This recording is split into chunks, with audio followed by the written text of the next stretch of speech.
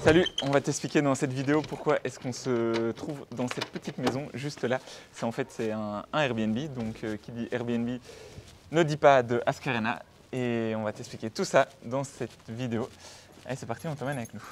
Ça fait maintenant 2 semaines qu'on est dans ce petit Airbnb, mais pour t'expliquer tout ça, on va aller se poser dans un endroit un peu plus joli, au bord de l'océan, parce qu'on est quand même toujours au bord de l'océan. Faudrait pas abuser non plus, on est quand même dans un endroit magnifique. Il va nous falloir un petit peu de temps pour t'expliquer pourquoi on est venu jusqu'ici. Hello, nous c'est Agathe et Mathieu, un couple d'architectes passionnés d'exploration et de construction en tout genre. Nous sommes partis à la découverte des paysages et des architectures méconnues du continent africain, à bord de notre vieux Defender nommé Ascarena. Paré au démarrage? Allez, on t'emmène avec nous. Bon, comme tu peux le voir, c'est plus vraiment le décor du Togo. On a quitté le pays et on n'a pas réussi à aller visiter l'architecture qu'on rêvait de visiter, donc les Tata Samba. Malgré tout, on va quand même t'expliquer ce que c'est que les Tata Samba parce qu'on avait fait énormément de recherches sur cette architecture et ça nous tenait à cœur de t'en dire un petit peu plus. Et on va aussi te dire qu'est-ce qui nous est arrivé au Togo et pourquoi ça a chamboulé toute la suite de notre voyage. On va commencer par t'expliquer ce qu'est un Tata Samba et pourquoi on voulait absolument les visiter. Les Tatas se trouvent au nord-est du Togo, mais aussi de l'autre côté de la frontière, au Bénin. C'est l'habitat typique des Tamberma, qui appartient au peuple Batamarimba, qui signifie d'ailleurs ceux qui façonnent la terre. Côté Bénin, c'est le groupe Samba. Autrefois, cette population vivait nue et était difficile à approcher. Ils vivaient isolés, éparpillés dans les montagnes. Durant la saison des pluies, ils peuvent encore maintenant être coupés du monde. Les Tatas sont leurs habitations, mais aussi leur protection. On peut parler de petits châteaux forts, car il n'y a qu'une seule entrée et aucune autre ouverture sur l'extérieur, donc pas de fenêtres. Un Tata est composé de plusieurs huttes circulaires construites en terre et surmontées d'un toit conique en paille. Les huttes sont reliées entre elles par des murs courbes et l'ensemble forme une enceinte. Il comporte une grande terrasse qui recouvre toute l'aire intérieure, ce qui implique la surélévation des cases et des murs d'enceinte et lui confère une allure de château fort. Presque toute la vie dans un Tata se déroule sur la terrasse. On y mange, on y cuisine, on s'y repose et on observe le village de là. Les cases sont seulement utilisées pour dormir, rentrer les animaux et se protéger en cas d'attaque. En haut des huttes accessibles par la terrasse et recouverts par un toit en paille se trouvent les greniers. Un grenier au sud pour l'homme et au nord pour la femme. On peut dire des Tatas que ce sont des architectures anthropomorphiques. Ça signifie que chaque partie du Tata renvoie au corps humain. Par exemple, la porte représente le visage. Le crépi extérieur est strié et rappelle lui la scarification au visage pratiquée dans cette région.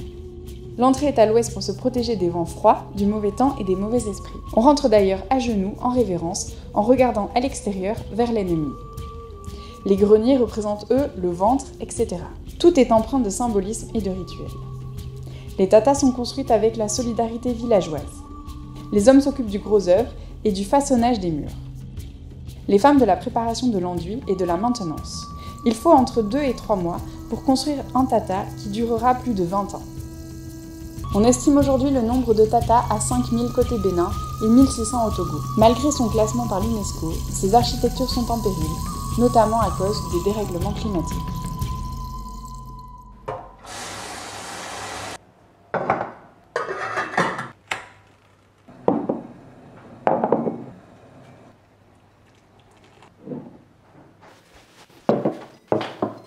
Bon, donc du coup, on se retrouve dans notre petit Airbnb et on va en profiter pour te parler de ce qui nous est arrivé au Togo.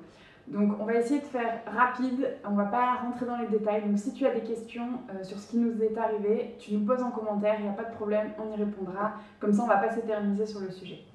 Donc juste pour remettre en contexte, dans la dernière vidéo on s'est quitté, on était sur la route pour aller visiter cette fameuse architecture qu'on vient de te présenter, qu'on avait vraiment à cœur de visiter. Et donc on touchait au but, on est arrivé dans cette région, on a fait ces 500 km sans problème, sans souci, on a visité le pays, c'était magnifique, des routes incroyables. On était arrivé avec un jour d'avance, on avait rendez-vous avec le guide le lendemain, donc on s'est dit qu'on allait en profiter pour faire un petit tour en voiture et explorer ces jolis paysages. Notamment un parc qu'on pouvait peut-être visiter, on ne savait pas trop, on s'est dit qu'on allait aller voir. Et juste à l'entrée de ce parc, on s'est fait arrêter par un barrage militaire. Alors des barrages militaires, on en a déjà vu plein, mais celui-là, on a vu que c'était pas pour rigoler, il y avait beaucoup de militaires, c'était presque une sorte de campement de militaires, il y avait même un sniper. Bref, ils nous ont fait comprendre qu'on ne pouvait pas aller plus au nord. C'était vraiment pour notre sécurité, ils nous ont vraiment expliqué que la zone au nord n'était pas sûre, il se passait des choses en ce moment et qu'il valait mieux pas y aller. Donc nous on s'est dit tant mieux, s'il y a un barrage, c'est que la zone est sécurisée, donc que nous on est au sud du barrage et que tout va bien. Pas de problème, on a fait demi-tour, on a rebroussé chemin et on s'est arrêté dans un hôtel qu'on avait vu sur la route où on savait qu'on allait pouvoir prendre un petit café. Et on n'a pas le temps de terminer notre café que deux personnes arrivent. La première personne avec un jogging et un sweatshirt et la deuxième avec un polo marqué gendarmerie. Donc on s'est dit, ok, des gendarmes, on va les suivre parce qu'ils ont besoin de nous enregistrer. Et en fait, à la gendarmerie, ils nous interrogent pendant 2 heures sur tous les tampons qu'on a sur notre passeport. Pour être honnête, en 11 mois de voyage, tous les contrôles qu'on avait eus, les policiers, les gendarmes et les militaires sont généralement assez sympathiques. Donc ils aiment bien regarder nos tampons, ils en rigolent un petit peu. Vous voyagez tout ça en voiture, waouh, ils sont assez surpris. Mais là, non, c'était complètement autre chose. Le gendarme était un petit peu énervé, un petit peu à cran. À chaque fois qu'on posait des questions, ça l'embêtait. Au bout de 2 heures, on s'est senti dans une situation un peu étrange. Mathieu a demandé jusqu'à quand ça allait durer, pourquoi on était là. Et là, le gendarme s'est vraiment beaucoup énervé.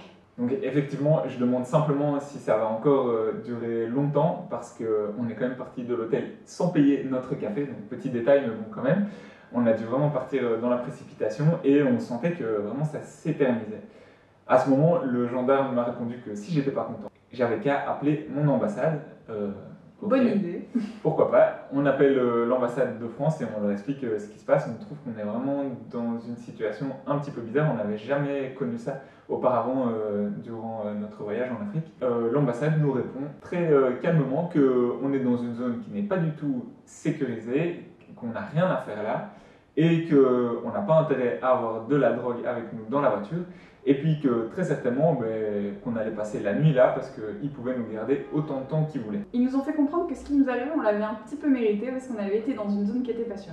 C'était un petit peu ça la conclusion. Mais on comprenait pas trop pourquoi l'ambassade nous répondait comme ça parce que en fait si tu regardes la carte du ministère des Affaires étrangères de France, on se trouve dans une zone qui est jaune, ok, mais vraiment on est loin de la zone rouge qui est la zone dans laquelle on sait qu'on n'a pas à mettre les pieds. Donc jaune comme la capitale. Ouais. Finalement, on sera resté 6 heures à ce poste de gendarmerie, à essayer de poser des questions, à se faire remballer. On ne comprenait pas pourquoi on était là, tout en sachant que par rapport à ce que nous avait dit l'ambassade de France, on était dans une zone pas du tout sécurisée. Donc la première chose que tu as envie de faire quand on te dit ça, c'est de te casser. Mais on ne pouvait pas parce qu'en fait les gendarmes avaient notre passeport en otage. Et il y a un élément qui était très étrange aussi et qui nous a un petit peu interpellés, c'est que par moment, le gendarme commandant commençait à s'énerver et à nous parler mal. Et en fait, son collègue sortait le téléphone pour filmer notre réaction. Donc on s'est dit, oula, il ne faut pas qu'on fasse quelque chose de mal parce que sinon ils vont l'avoir en vidéo et je sais pas, on ne sait pas ce qu'ils vont faire avec. Donc c'était un petit peu particulier. On s'est vraiment rendu compte qu'on était dans une situation un peu étrange qui nous dépassait complètement. Donc en fait, on était dans l'incompréhension totale. On ne comprenait pas si on était en état d'arrestation ou bien si on était libre, vu qu'ils avaient notre passeport et qu'ils ne voulaient pas nous laisser partir. J'ai l'impression que même en fait, les gendarmes qui nous interrogeaient ne savaient pas pourquoi en fait, on était là et faisaient simplement remonter les informations plus haut. Donc au bout de 6 heures dans cette petite salle sans manger avec un gendarme qui te parle mal ou qui ne veut même pas me laisser parler parce qu'il parlait qu'à Mathieu, c'est un détail, on a commencé à avoir un petit peu de stress et vraiment, c'était pas un moment très agréable. Durant ces 6 heures, tu as quand même beaucoup le temps de réfléchir et de te demander si vraiment ça vaut la peine de venir jusque ici au final pour une architecture. Moi je pense que oui, mais bon, tout le monde n'est pas d'accord avec ça. En tout cas, pas l'ambassade de France. Et les gendarmes. C'est ça. Mais on s'est demandé si on n'avait pas été un peu trop loin, si on n'aurait pas dû rester plus au sud. Il y a eu des moments de stress quand même, des petits moments de stress, et on a un petit peu remis en question notre voyage. Alors on est bien au courant que la zone du Sahel et donc dès le Burkina Faso qui est le pays frontalier avec le Togo, la situation est totalement hors de contrôle et très dangereuse et que ça déborde un petit peu sur donc, le nord du Togo. On en est bien conscient, mais on se trouvait quand même à des kilomètres de la zone rouge, en tout cas sur la carte du ministère des Affaires étrangères. On en est bien conscient parce que ce problème, on l'a eu depuis la Côte d'Ivoire, parce que c'est vraiment toutes les frontières des pays côtiers, donc Côte d'Ivoire, Ghana, Togo, Bénin, Nigeria, qui ont ce problème de l'insécurité au nord de leur pays. Mais jusqu'à maintenant, on avait réussi à voyager sans avoir ce souci devant nous, quoi. En fait, c'était réellement la première fois de notre voyage qu'on était confronté à une situation qui nous dépassait complètement. Bref, après ces 6 heures... Le gendarme a reçu un coup de fil. Mathieu s'est un peu excusé, ça a peut-être débloqué un petit peu la situation. On n'avait pas du tout envie de s'excuser, mais il fallait qu'on fasse quelque chose pour sortir de là. Finalement, il nous tend nos passeports. J'essaye de prendre les passeports, mais il les retient et il me regarde fixement dans les yeux. Agathe était juste à côté. Il nous dit, tu vois la hache, nous on l'utilise pour aller dans les bois et pour couper le bois. Si je te revois dans la région, la hache, je ne vais pas l'utiliser que pour couper du bois.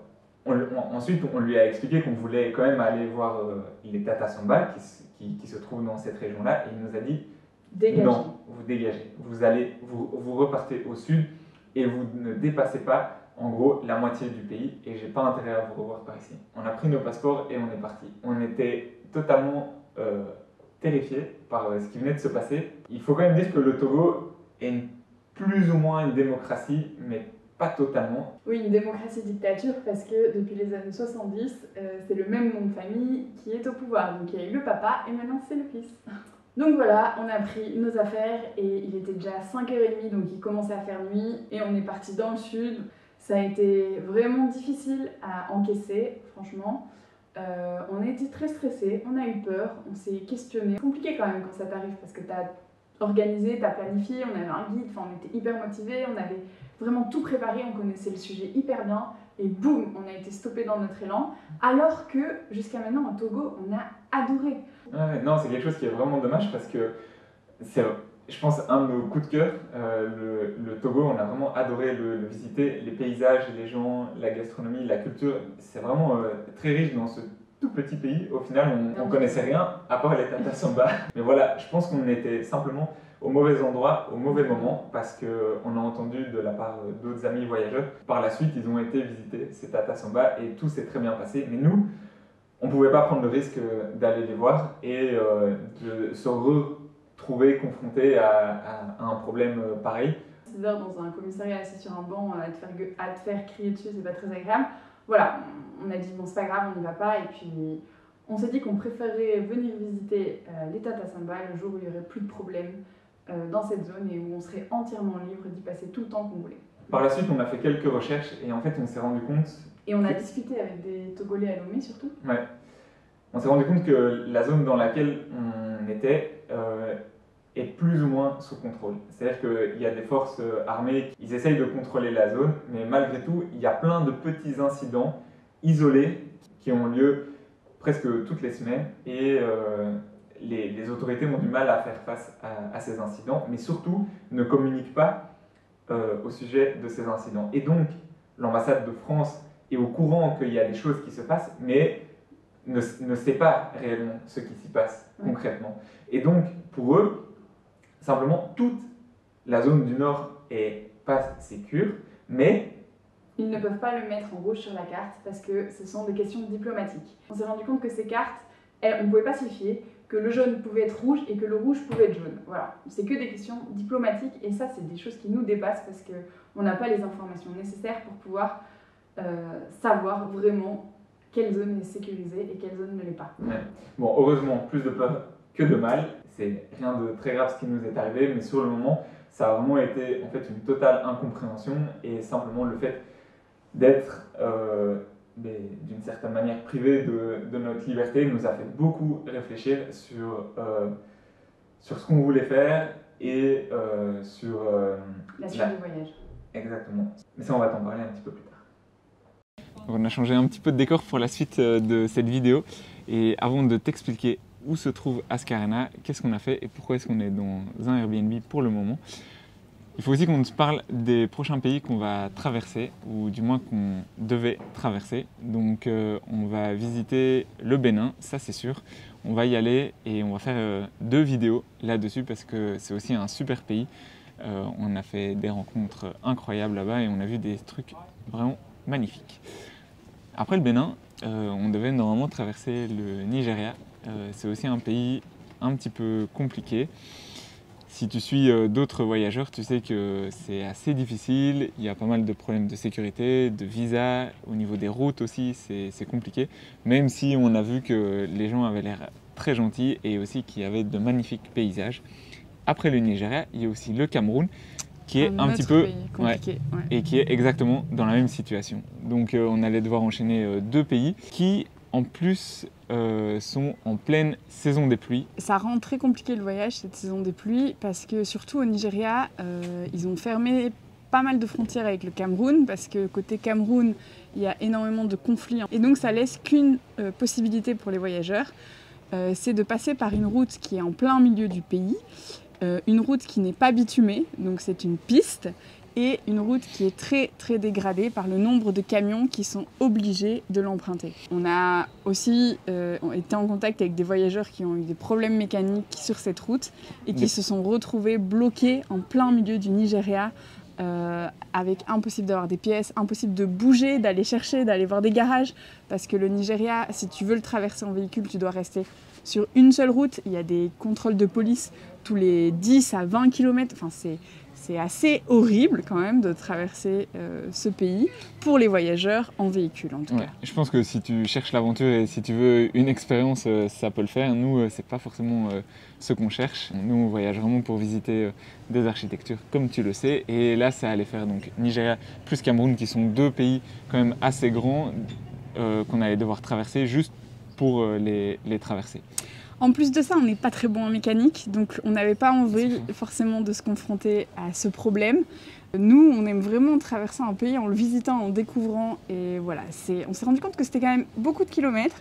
C'est entre 7 à 10 jours de traversée, sans forcément rencontrer les populations, sans faire aucune visite, en étant toujours un peu stressé par tous ces barrages de police, tout le temps essayant de négocier, de ne pas donner d'argent.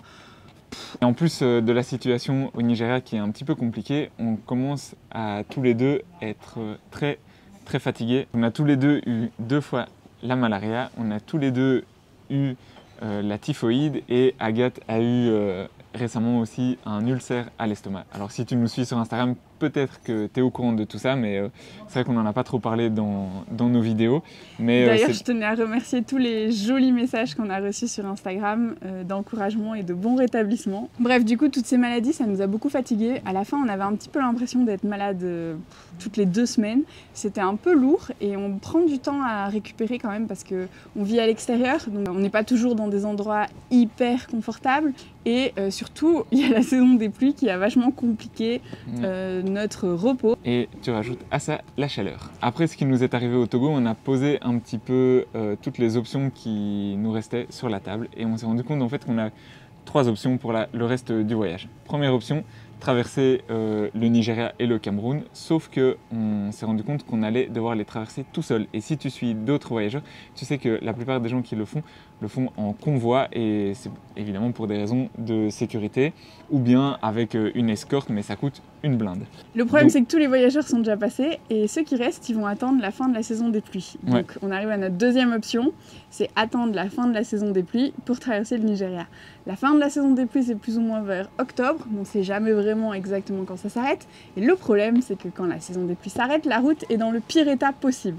Donc il faut encore attendre un petit peu.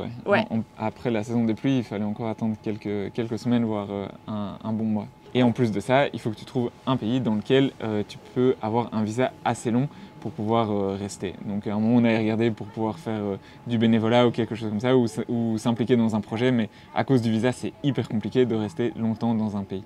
Troisième option, eh bien, c'était de quitter cette saison des pluies et peut-être aller à un autre endroit et donc de shipper Ascarena.